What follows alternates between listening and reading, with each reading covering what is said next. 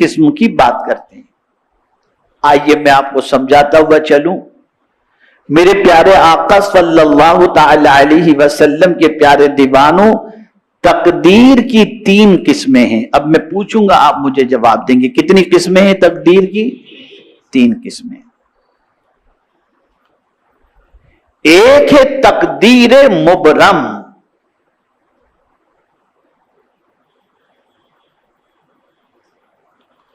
ایک ہے تقدیر معلق محض،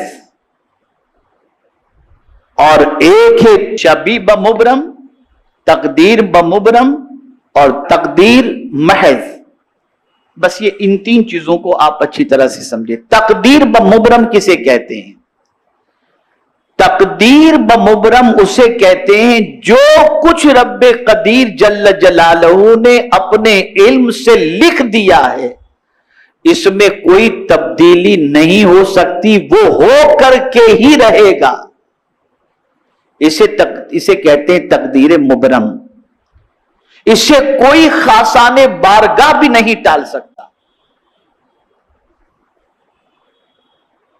یہ وہ تقدیر ہے کہ یہ کسی سے ٹلنے والی نہیں ہے۔ اب اس کو میں قرآن کی روشنی میں سمجھاؤں۔ خاصان بارگاہ کو اللہ تعالی اس قسم کی تقدیر جس کے بارے میں لکھی ہوئی ہے، مولا نے اپنے علم سے جو لکھ دی ہے، خاصان بارگاہ کو اللہ عز و جل اس سے متعلق کچھ معروضات پیش کرنے سے روکتا ہے۔ مثال کے طور پر حضرت ابراہیم علی نبینا علیہ الصلاۃ والتسلیم ایسی جگہ پہنچے جہاں قوم لوط بھی تھی اور حضرت لوط علیہ الصلاۃ والتسلیم بھی موجود تھے، اور اس وقت حضرت ابراہیم علیہ الصلاۃ والتسلیم روزے سے تھے۔ تو حضرت ابراہیم علیہ الصلاۃ والتسلیم کو فرشتوں نے افطار کرایا، حضرت اسحاق کی بشارت دی، اور اس کے بعد فوراً یہ بات بتائی کہ قوم لوط پر اللہ کا عذاب آنے والا ہے اور قوم لوط تباہ ہو جائے گی۔ تو حضرت ابراہیم علیہ الصلاۃ والتسلیم نے جب قوم لوط کے بارے میں یہ سنا تو قرآن کہتا ہے کہ حضرت ابراہیم علیہ الصلاۃ والتسلیم نے اللہ کی بارگاہ میں عرض کیا، یجادلنا فی قوم لوط۔ میں تو قرآن کے اس لفظ کے بارے میں سوچتا ہوں تو عجیب کیفیت پیدا ہوتی ہے کہ کیا انبیاء کی شان ہے، کیا شان ہے۔ لوگ کہتے ہیں انبیاء کیا کوئی بھی پر نہیں مار سکتا، اور یہاں رب قدیر جل جلالہ فرماتا ہے یجادلنا فی قوم لوط۔ قوم لوط کے بارے میں حضرت ابراہیم علیہ الصلاۃ والسلام اللہ سے جھگڑنے لگے،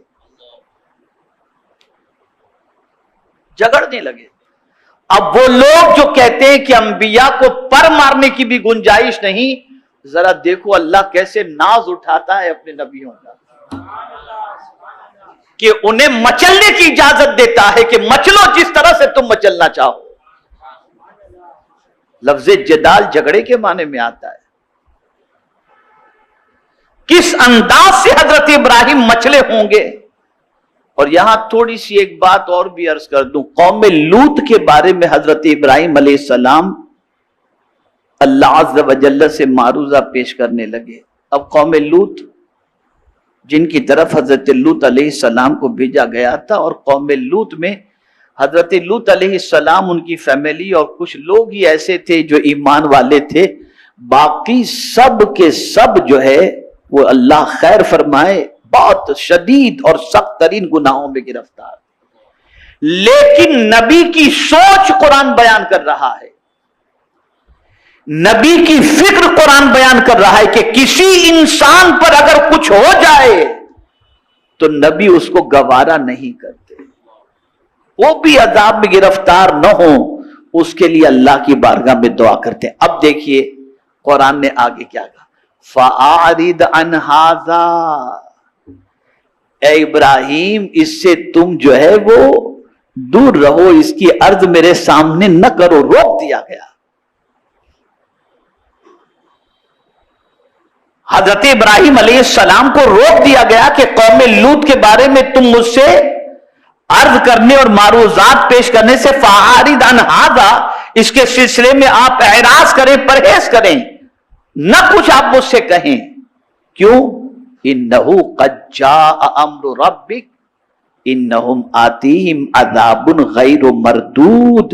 یہ اللہ نے چونکہ قضائے مبرم ان کے بارے میں قلم فرما دی تھی اور یہ فیصلہ ہو چکا تھا، اس لیے اللہ نے فرمایا کہ یہ ہو کر کے رہے گا اور یہ تباہ ہو کر کے رہیں گے، برباد ہو کر کے رہیں گے، یہ میرا اٹل فیصلہ ہے۔ تو خاصان بارگاہ کو ایسے موقع پر عرض کرنے سے روک دیا جاتا ہے، اور یہ ہے قضائے مبرم جس کو اللہ نے لکھ دیا ہے، اور جو اٹل اللہ کا فیصلہ ہے اس میں کوئی خاصان بارگاہ بھی جو ہے وہ بارگاہ سمدیت کے اندر معروضات پیش مچلنے کا موقع دیا جاتا ہے، لیکن اللہ عز و جل ان کو روک بھی لیتا ہے۔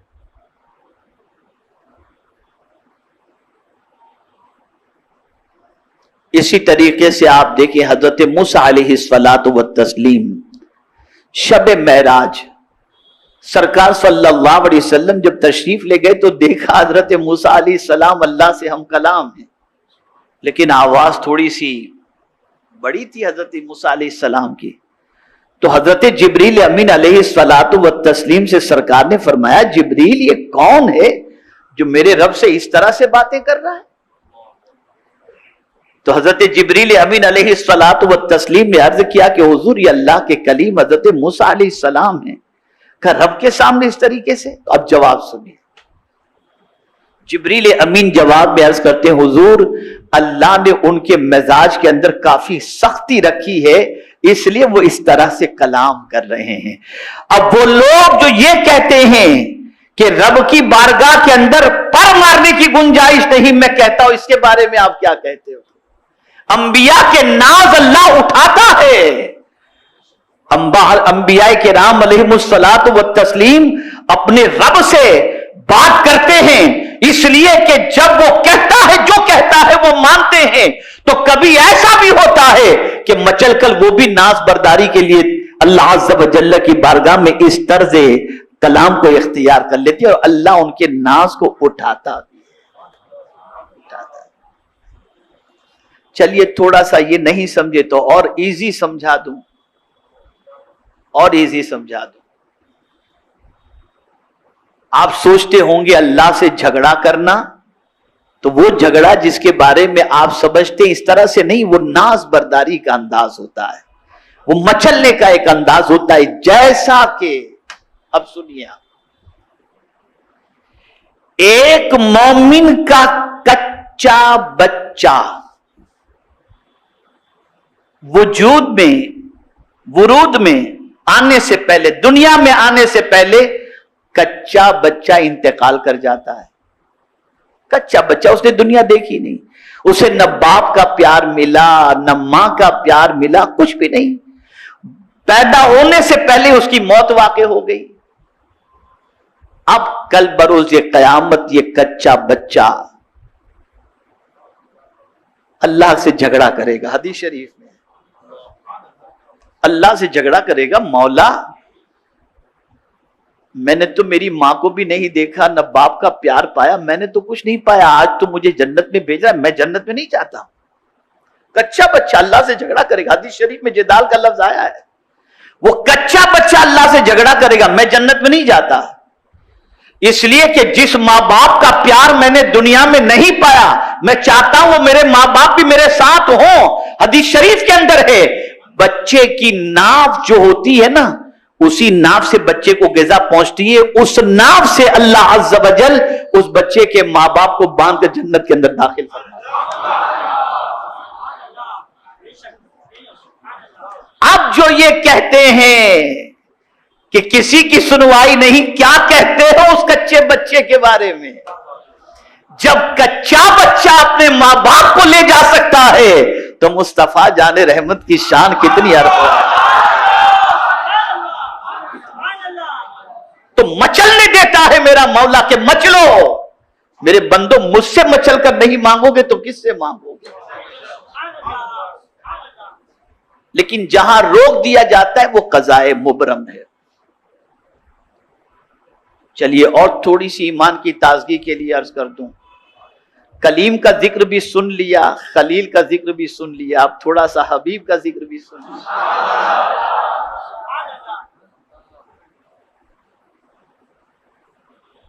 جب رب قدیر نے فرمایا وَلَسَوْفَ يُعْتِيكَ رَبُّكَ فَتَرْضَىٰ, ان قریب میرے محبوب آپ کو اتنا عطا کریں گے کہ آپ راضی ہو جائیں.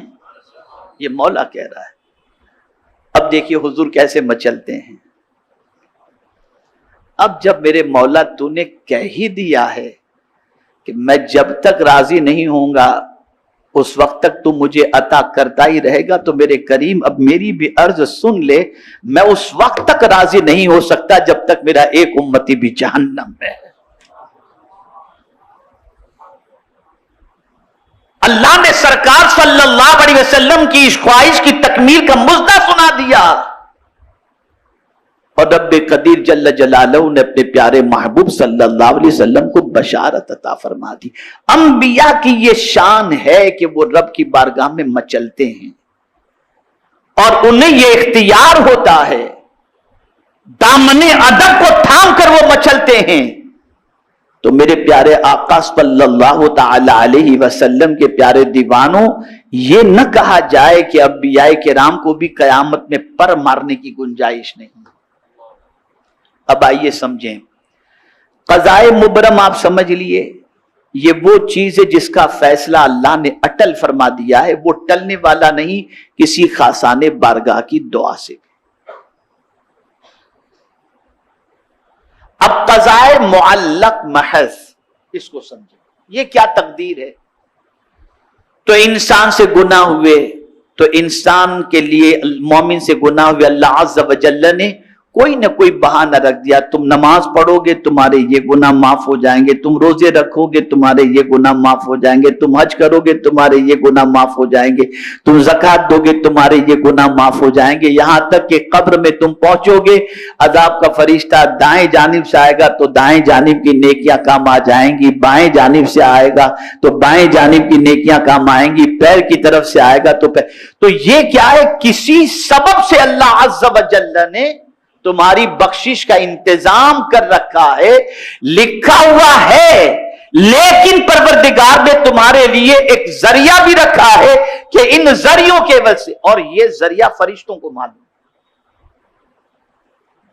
یہ ذریعہ فرشتوں کو معلوم ہے کہ پروردگار اس عمل سے اس بندے کے اس گناہ کو معاف فرمائے گا. تو یہ ایک قضائے جو ہے وہ محض جو ہے, یہ قضا, یہ ایک تقدیر ہے. اب تیسری قسم آپ سمجھیں, قضا شبیب مبرم. مبرم تو نہیں ہے لیکن شبیب مبرم.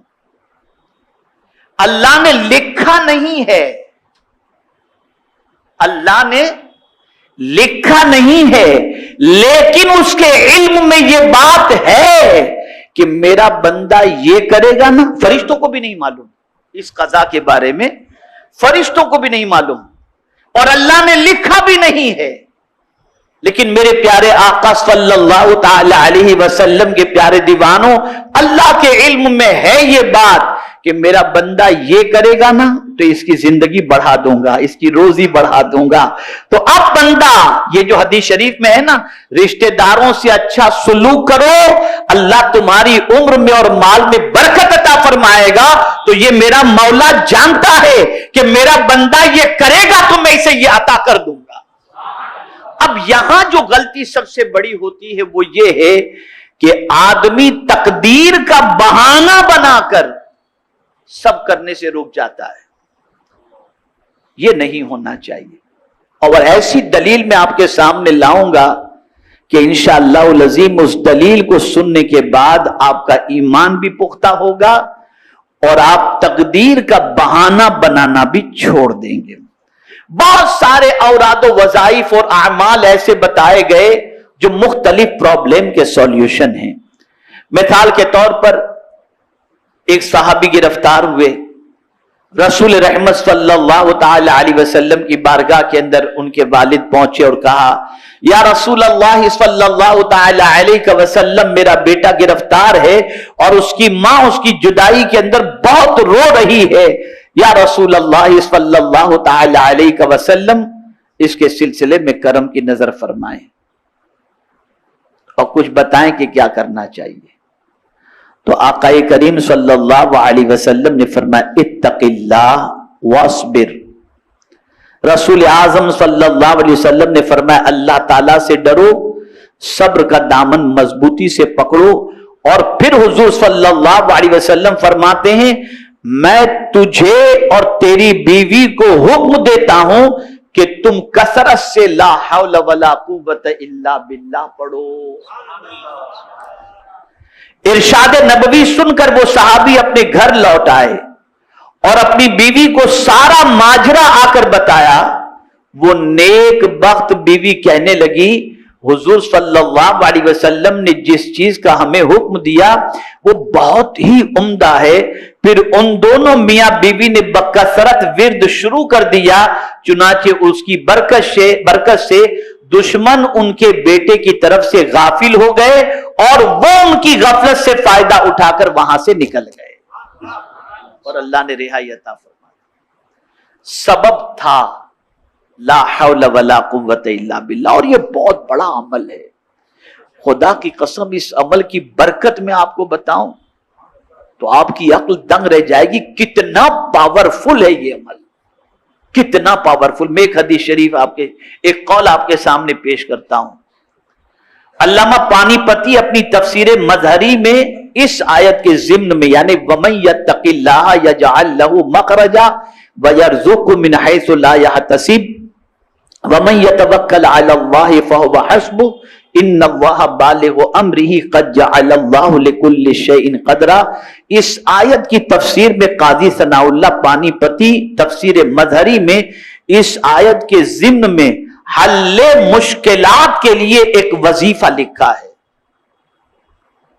جو ہدیہ ناظرین ہے۔ حضرت مجدد الفسانی نے دینی اور دنیاوی منافع کے حصول، دینی اور دنیاوی مشکلات کے حل کے لیے یہ وظیفہ بتایا کہ ہر روز 500 مرتبہ لا حول ولا قوت الا باللہ پڑھے اور اول آخر 100 مرتبہ درود پاک پڑھے، اللہ اس کی ساری پریشانیوں کو دور فرما دے۔ اب ہمارے یہاں تعویذات کے لیے اور دیگر چیزوں کے لیے لوگ آتے ہیں تو کہتے ہیں حضرت بس کچھ کر دیجئے، اور ان سے کو یہ پڑھو، کہاں حضرت یہ بہت مشکل ہے۔ تو آپ سے میں ایک چیز عرض کروں کہ اس طرح سے کام نہ کریں۔ جنت میں جانا ہے تو کوئی پیر صاحب مرے اور آپ جنت میں نہیں جاؤ گے۔ جنت میں جانا ہو تو آپ کو خود کو مرنا بھی تو پڑے گا نا۔ آپ مریں گے نہیں تو جنت میں جائیں گے کیسے؟ اب آپ کہیں پیر صاحب مرو بھی آپ لیکن جنت میں ہم جائیں گے، یہ کیسے ہوگا؟ تو یہ اولیاء کرام جو اوراد و وظائف عطا کرتے ہیں اس سے مصیبتیں ٹلتی ہیں، پریشانیاں ٹلتی۔ اب وہ لوگ جو تقدیر کا رونا رو کر اور تقدیر پر بھروسہ کر کے چپ چاپ بیٹھ جاتے ہیں اور کہتے ہیں اب جو کچھ تقدیر میں لکھا ہے وہ ہو کر کے رہے گا، اس کے لیے ایک حدیث، اور اتنی پیاری حدیث شریف ہے کہ میں یہ سمجھتا ہوں کہ اس حدیث مبارکہ کو ذہن میں رکھ کر خدا کی قسم آقا کا سچا عشق ہوگا نا تو کوئی آدمی کبھی بیکار بیٹھے گا ہی نہیں، وہ متحرک ہو جائے گا، وہ دوڑ دھوپ کرنے والا بن جائے گا، وہ محنت و مشقت کرنے والا بن جائے گا، وہ تقدیر کا بہانہ کرنا چھوڑ دے گا۔ اور وہ حدیث کون سی ہے؟ اللہ اکبر اللہ اکبر۔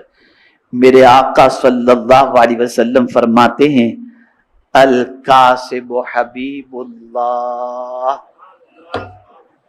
سرکار صلی اللہ علیہ وسلم فرماتے کسب کرنے والا، کام کرنے والا اللہ کا حبیب ہے، اللہ کو بہت پسند۔ بیکار بندہ اللہ کو پسند نہیں۔ ارے جب بیکار بات کرنے والا अल्लाह को पसंद नहीं है तो बेकार रहने वाला अल्लाह को कहां से पसंद होगा। और आज क्या है, हमारी कौम का हाल देख लीजिए। बस इस पर कुछ कहने की जरूरत नहीं। अब सुनिए, ये जो हदीस शरीफ है अल कासिब हबीबुल्लाह, इसके बारे में हजरत मौलाना रूम रहमतुल्लाह ताला अलैह फरमाते हैं कि अगर तू तवक्कुल का दावा करता है तो काम में मशगूल हो जा, पहले तुख्म रेजी कर फिर अल्लाह पर भरोसा कर। यानी तू अगर अल्लाह पर भरोसा करने की बात करता है ना, तो पहले जमीन में बीज बो दे और फिर तू अल्लाह पर भरोसा कर। और आगे इरशाद फरमाते इस हदीस में जो रम्ज है उसको सुन कि कसब करने वाला अल्लाह का दोस्त है। तवक्कुल की वजह से और तकदीर पर भरोसा करने की वजह से इंसान को कभी भी काम में सुस्ती नहीं करना चाहिए, उसे काम करना चाहिए। मेरे प्यारे आका सल्लल्लाहु अलैहि वसल्लम के प्यारे दीवानों, बल्कि सल्फ़े सालिहीन तो ताकीद करते हुए फरमाते हैं, कारोबार करो और रिज़्क़े हलाल कमाओ, क्योंकि तुम ऐसे, गौर से सुनिएगा, क्योंकि तुम ऐसे जमाने में हो जब कोई शख्स मोहताज होता है तो सबसे पहले वो अपनी मताए दीन और ईमान को बेचना शुरू कर देता है।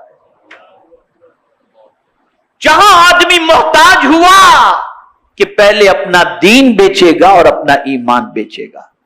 तो मेरे प्यारे आका सल्लल्लाहु अलैहि वसल्लम के प्यारे दीवानों, तिजारत करो, कसब करो, मेहनत करो, ये सारी चीजें करना हमारी जिम्मेदारी है और रसूल रहमत सल्लल्लाहु अलैहि वसल्लम की सुन्नत मुबारक है। सिर्फ तकदीर मुबरम जो है वो टलने वाली नहीं, बाकी बहुत सारे काम ऐसे हैं जिनके करने की वजह से तकदीर शबीह ब मुबरम जो है अल्लाह ताला उस तकदीर के अंदर लिखी हुई चीजों को या मौजूद चीजों को या होने वाली चीजों को अमाल की बुनियाद पर टाल दिया करता है। उसके लिए कुरान की एक दलील भी मैं आपके सामने लेकर के आता हूं, इन्नल हसनात युज़हिबन सय्यिआत, के बेशक नेकियां गुनाहों को मिटा देती हैं। अब जो लोग कहते हैं कि क्या अल्लाह के इल्म में ये सारी चीजें हैं कि कौन क्या करने वाला है, तो अब इसके लिए एक दलील पेश करके मैं अपनी गुफ्तगू को खत्म करता हूं। कुरान मुकद्दस में अल्लाह अज़्ज़ व जल्ल ने फरमाया, व शम्सु तजरी लिमुस्तक़र्रिन लहा ज़ालिका तक़दीरुल अज़ीज़िल अलीम। अल्लाह फरमाता ये आफताब यानी सूरज जो चलता रहता है अपने ठिकाने की तरफ, सूरज चलता रहता है ना अपने ठिकाने की तरफ, तो कुरान इसके बारे में फरमाता है कि ये अंदाजा मुकर्रर किया हुआ है उस खुदा का। ये अंदाजा किसका मुकर्रर किया हुआ है? उस खुदा का जो गालिब इल्म वाला है। यानी पहले अपने रब के बारे में समझो कि रब कैसा है, गालिब इल्म वाला, उसका जो अंदाजा है वो अंदाजा बिल्कुल सही होकर के रहता है, वो ऐसा अंदाजे वाला है, गालिब इल्म वाला। अब इसकी तफसीर के अंदर फरमाया गया, बड़ी प्यारी बात है। आप और हम मगरिब की नमाज पढ़ते हैं तो कब पढ़ते हैं? रोजा इफ्तार करते हैं कब करते हैं? हम देखते हैं कितने बजे। टाइम भी आप देखें कि 1 मिनट सूरज आगे पीछे नहीं होता। जो उसका वक्त मुकर्रर दायमी तकवीम जो बन गई कि जनवरी की इस तारीख को सूरज इतने बजे निकलेगा, दुनिया का इल्म रखने वाला बंदा टाइम सेट करके बता देता है इतने बजे निकलेगा। बंदे तूने कैसे बताया? तो वो कहेगा कि सूरज की रफ्तार देखकर हमें पता चला। तो जब इस रफ्तार के इल्म रखने वाले की पोजीशन ये है कि तुम्हें टाइम बता करके लिख करके बता देता है कि इतने बजे ही निकलेगा, उसके यकीन को भी तो देखो और सूरज के यकीन को भी देखो, फिर अपने यकीन को भी देखो कि सूरज के जो वक्त पर निकलने का अल्लाह ने फैसला फरमा दिया है, तो सूरज न 1 सेकंड पहले निकलता है न बाद में निकलता है, उसी वक्त पर निकलता है जो अल्लाह ने उसके लिए मुकर्रर कर दिया है।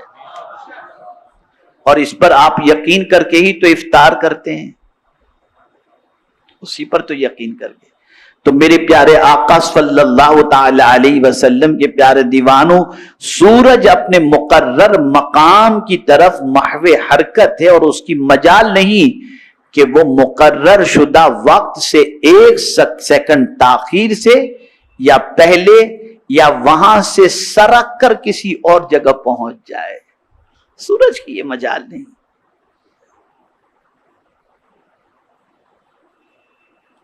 جو ٹائم ٹیبل اس کے طلوع و غروب کا مقرر کر دیا گیا ہے، اس کی کمی بیشی کا امکان تک نہیں۔ نظام الاوقات عزیز و علیم کا مقرر کیا ہوا ہے، نہ اس میں رد و بدل کی گنجائش ہے اور نہ کوئی چیز اس کے خلاف ورزی کر سکتی ہے۔ یہاں سے یہ بات واضح ہو گئی کہ میرے پیارے آقا صلی اللہ علیہ وسلم کے پیارے دیوانوں، کب سورج نکلے گا، کب غروب ہوگا، یہ سب کچھ میرے رب کے علم کے اندر موجود ہے، اور رب قدیر جل جلالہ نے جو اندازہ مقرر کر رکھا ہے اسی اندازے کے مطابق سورج نکلتا بھی ہے، سورج غروب بھی ہوتا ہے، سورج طلوع بھی ہوتا ہے۔ تو یہاں سے یہ بات سمجھ میں آئی کہ جب سورج کا معاملہ یہی ہے تو ہمیں بھی اللہ عز و جل کی لکھی ہوئی تقدیر پر یقین کر لینا چاہیے، اور یہ یقین اس طریقے کا کہ جو قضائے مبرم ہے وہ ٹل نہیں سکتی، اور باقی چیزوں کے حوالے سے اعمال کی بنیاد پر، دعا کی بنیاد پر، اور بہت ساری نیکیوں کی بنیاد پر، بہت سارے خیرات و صدقات کی بنیاد پر اللہ تعالیٰ بہت ساری مصیبتوں کو ٹال دیتا ہے۔